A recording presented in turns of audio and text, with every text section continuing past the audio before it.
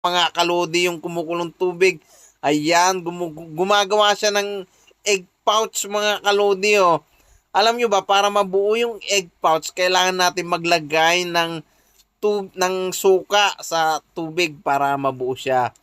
Ayan mga kalodi, napakatsalap. Ayun, design pala yun. Kaya pala mga kalodi, mga kalodi. Oh, kamote naman.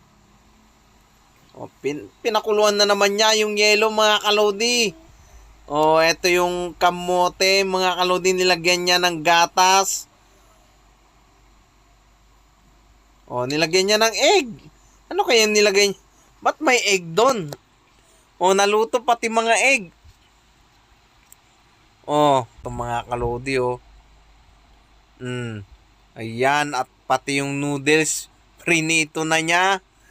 Oh, at sinala niya yung tubig.